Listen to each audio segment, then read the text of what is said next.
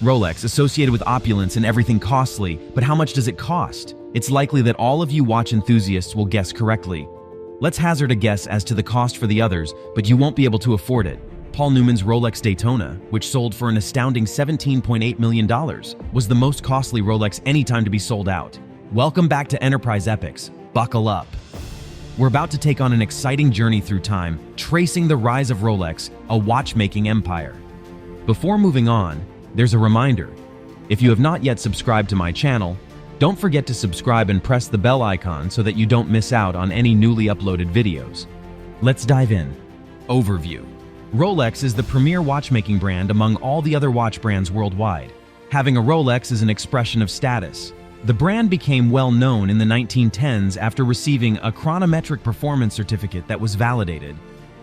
The first ever waterproof and dustproof watch in the history of watchmaking was produced by Rolex in 1926. The upscale watchmaker has received sponsorships from A-list stars like Will Smith, Dwayne Johnson, Sofia Vergara, Mark Wahlberg, Justin Bieber, Daniel Craig, Jason Statham, as well as Reese Witherspoon. It's difficult to put Rolex's essence into words.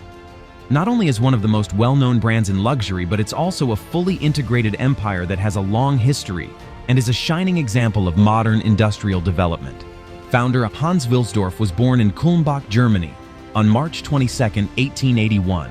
Johann Daniel Ferdinand Wisdorf, his father, was the owner of a hardware store.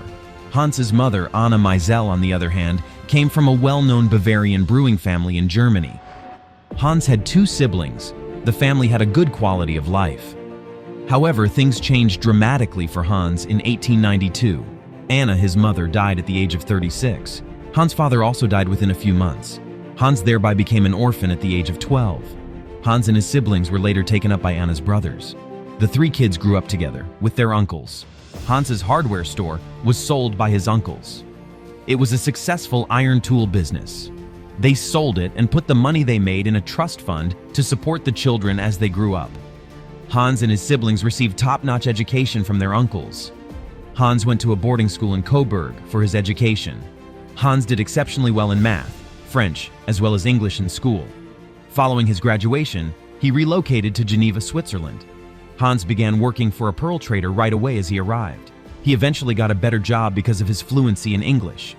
Hans traveled to La Chaux-de-Fonds at the age of 19 with the desire to work as an English correspondent.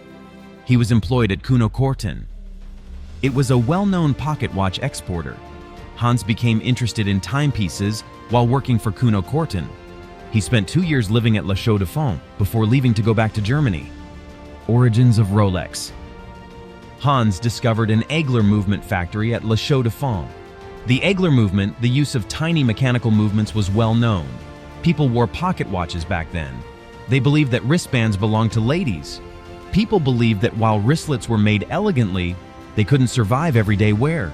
Hans, nevertheless, had a goal of utilizing Egler's movement in robust wristwatches after discovering it. Hans went back to Germany shortly after that for the conclusion of his military training. After completing the required service, Hans relocated to London, England in 1903. To begin a new life, he took his priceless possessions, which totaled 33,000 German gold marks. However, things changed when he was robbed by several robbers while traveling. Hans arrived in London with nothing. He was able to get employment at a watch manufacturer, considering his knowledge of watchmaking. Hans got British citizenship and came across his future wife in London. He had an aspiration of making extremely specialized wristwatches while he was employed at the watch company. Hans did not have sufficient funds, though. He met the businessman Alfred Davis in London. Hans told him about his suggestion to incorporate Egler's movement into timepieces.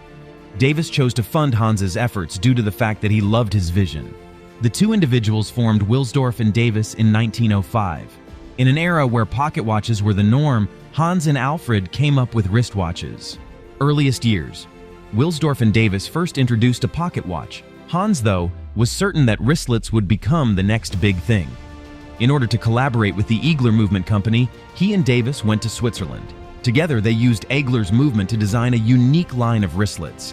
After just 3 years of operation, the brand began to become well known throughout Britain. Hans made the decision to rename the company not long after. But even after multiple failed efforts, he wasn't happy with a single phrase. Hans was thinking about the word Rolex. He thought it was simpler to remember and say. As a result, Wisdorf and Davis changed their name to Rolex in 1908. Global recognition. The first wristwatch made by Rolex was given to the Bien Official Bureau of Watch Observation in 1910. The submission was made in order to evaluate the accuracy of the watch. To everyone's amazement, Rolex passed the esteemed test. It obtained a Swiss chronometer certification, making it the first watch in history to do so. Soldiers began to use Rolex watches during World War I. The brand's appeal grew during the course of the 20th century. The first waterproof and dust-proof watches were introduced by Rolex.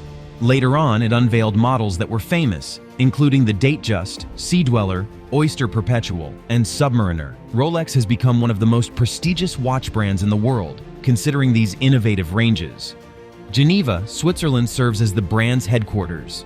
Founders Hans and Davis were the masterminds of the process of making reliable, accurate, and reasonably priced wristwatches during the pocket watch era. The journey of Rolex is one of tireless innovation, meticulous workmanship, and an unwavering desire for perfection. From its modest origins in a workshop in London to its current position as a premium brand all over the world, Rolex has redefined what a wristwatch may or may not be. Whether you're climbing the world's highest peaks, swimming into the deeper oceans, traveling around the world, or attending unique celebrations, Rolex tells a story more than time. Now it's time to conclude this video. Thank you for being to the end. Don't forget to like, share, subscribe, and tell us what you think about this video below in the comment section. Let's meet again with another interesting video.